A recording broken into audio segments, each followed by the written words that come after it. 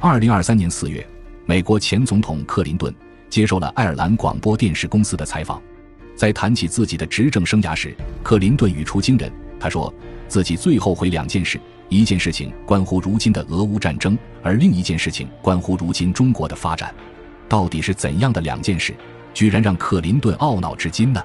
先说关于俄乌战争的这件事，克林顿对记者说，自己很后悔当年对乌克兰施压，迫使乌克兰放弃核武器。这可真令人惊讶。1944年，美国通过种种手段威逼利诱，终于让乌克兰代表同意在布达佩斯安全保障备忘录签字销毁核武器，自废武功。自此，乌克兰失去了在国际上谈判的底气，彻底沦为西方国家手中的棋子。这对当年的克林顿而言，可以说是一次了不得的胜利，尽管这胜利来得十分卑鄙。如今，乌克兰这个国家已经千疮百孔，克林顿又在后悔什么呢？莫非良心发现？当然不可能。克林顿后悔的是，当年美国抑制条约，让乌克兰失去了战斗的底牌，也让俄罗斯如今能够毫无顾忌地对乌克兰发起战争。克林顿在采访中是这么说的：我觉得我个人有责任，因为当时是我施压劝说乌克兰同意放弃核武器。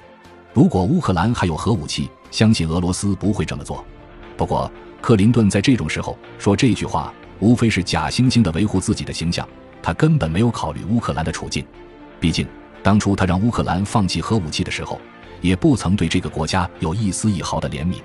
关于克林顿与乌克兰之间的这段旧事，要追溯到苏联解体。一个超级大国的崩塌，简直令当时的美国喜不自胜，他们终于扫除了世界上最大的对手。不过，对于从苏联解体出去的俄罗斯、乌克兰等国家，美国依然怀有深深的忌惮。苏联虽然解体，但却留下了一笔庞大的遗产。乌克兰便继承了大量的武器资源，其中包括176枚洲际导弹、1240枚核弹头、数百件战术核武器，以及可携带336枚核弹头的42架战略轰炸机。也就是说，当年的乌克兰核武器储备仅次于美国和俄罗斯，完全可以称之为一个军事强国。而且，乌克兰的工业基础、农业基础也都是相对完整的。虽然苏联解体让乌克兰元气大伤，不过假以时日，乌克兰还是有很多发展空间的。那时候，所有人都认为，乌克兰即便不能发展成数一数二的强国，凭借手中现有的资源，也绝不会混得太差。然而，乌克兰的故事偏偏朝着一个所有人都预料不到的方向发展而去。手中有核武器的乌克兰让美国如芒在背，所以从苏联解体的那一刻，一个让乌克兰放弃核武器的计划便悄然形成了。当时的乌克兰虽然独立，但他们的政坛动荡不安，经济也需要很长一段时间来恢复，所以他们急需大国的援助。美国就利用了这一点，他们在外交场合无数次地警告乌克兰，只有他们放弃核武器才能得到援助，否则西方将会对他们实行严酷的封锁，到时候他们就只能喝西北风。他们只给乌克兰2条路，第一条就是放弃核武器，从西方国家拿援助；第二条是坚持保留核武器，从而和西方国家断绝往来。这样的条件使得乌克兰陷入动摇，而美国继续在舆论上造势，他们开始在新闻媒体上不断地渲染说，核武器对于一些国家来说不过是累赘，保留核武器将会使国家耗费大量的金钱资源，是得不偿失的举动。美国人在报纸上不断抨击乌克兰，将乌克兰贫穷的一切原因都归咎于他们保留核武器。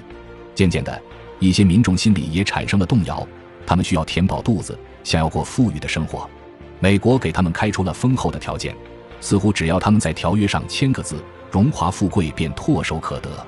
为了让乌克兰彻底下定决心，美国又宣称，只要乌克兰肯放弃核武器，美国将对他们提供一切保护。当时的俄罗斯对美国的举动其实也乐见其成，谁也不想自己的邻居拥有这么多的核武器。只不过，俄罗斯当时也沉沦于贫穷和混乱之中，没有什么条件去跟乌克兰谈判。现在美国出手，俄罗斯求之不得。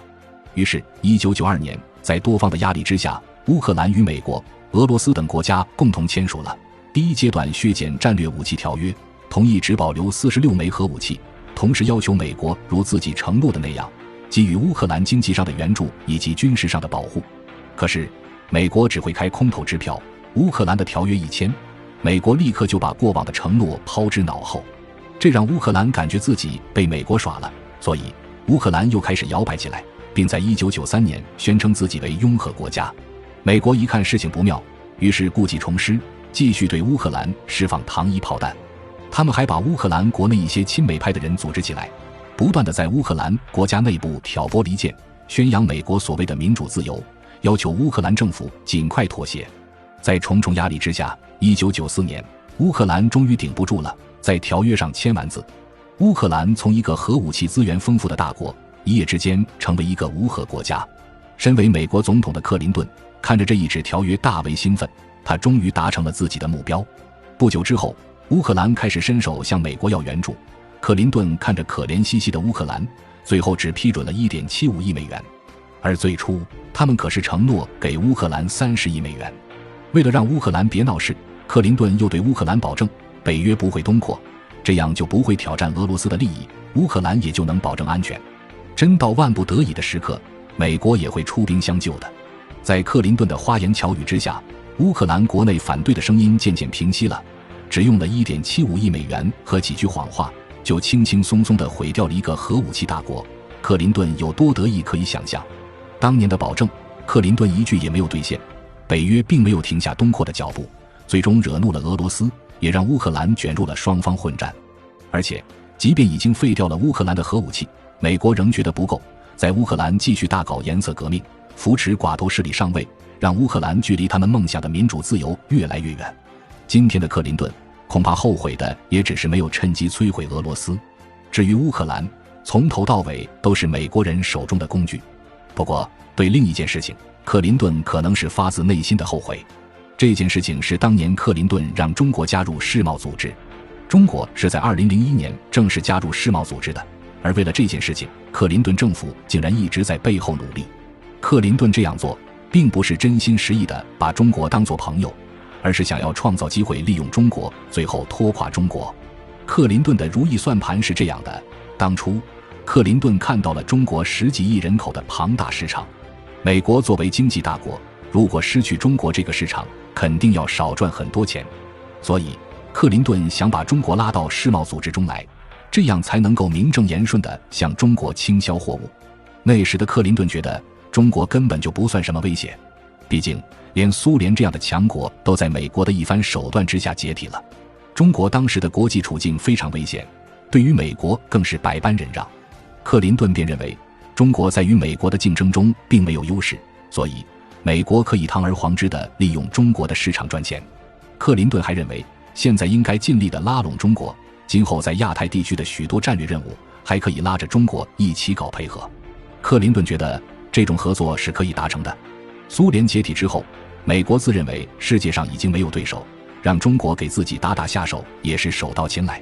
而在背后，克林顿还隐藏着一个恶毒的想法，他的确要利用中国加入世贸组织的机会，让中国的经济发展起来。不过经济发展的下一步就是政权的颠覆。克林顿知道中国正在搞一场轰轰烈烈的经济改革，他对这场改革的前景并不看好。克林顿觉得中国贸然地进入全球市场，接触到资本主义，这必然会让国内的政治环境产生动摇。等到市场上的一部分人富了起来，就会考虑换一个资本主义当家的政府。所以克林顿促使中国加入世贸组织，最根本的目的是要让中国的经济改革推动一场可怕的政治改革。这也是美国人惯用的手段。在20世纪，美国和很多国家展开了经济合作，通过经济合作一步步地瓦解掉这些国家的政权，进行和平演变，最后把一个原本独立的国家变成美国的傀儡。只要中国的市场一放开，美国就能够进行全方位的渗透。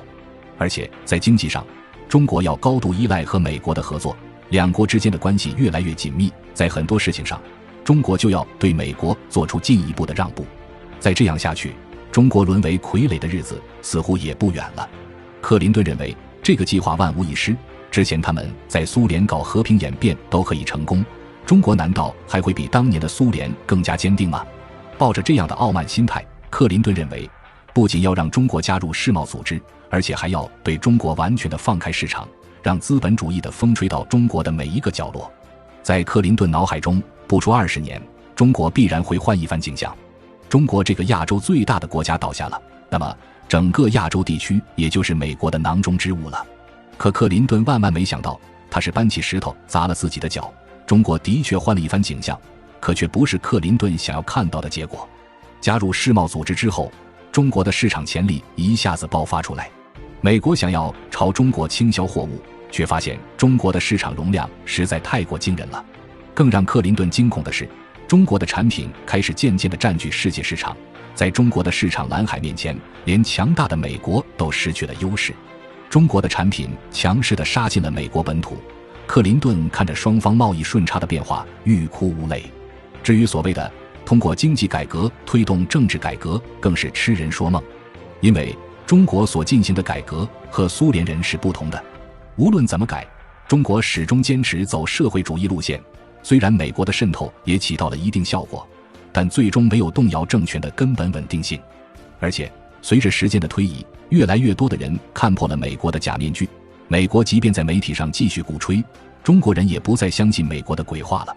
绝大多数中国人是理智的，人们已经看到了苏联和乌克兰的结局，也清楚美国和平演变的手段，所以对美国始终存有防范之心。克林顿在苏联和乌克兰身上成功的招数对中国不起作用。多年过去，中国成为了世界经济市场上不可缺少的成员，不再是中国必须要加入世贸组织，而是世贸组织已经离不开中国了。中国的经济实现了腾飞，这是克林顿最不想看到的结果。经济的繁荣也推动了整个国家的强盛。现在的克林顿想要再拿美国的老一套来威胁中国，只怕也行不通了。正是因为如今的中国强大起来，所以美国的舆论对克林顿一片批评之声。美国人在哀叹，如果当年的克林顿拼命阻止中国加入世贸组织，美国的国际地位说不定就不会受到如此挑战。克林顿自己对此也是懊悔不已。不过话说回来，中国的强大是历史的必然，不管是克林顿还是美国其他领导人的决策，都不能够阻止中国的发展。中国一步步强大，而当年的对手们却只有望洋兴叹的份了。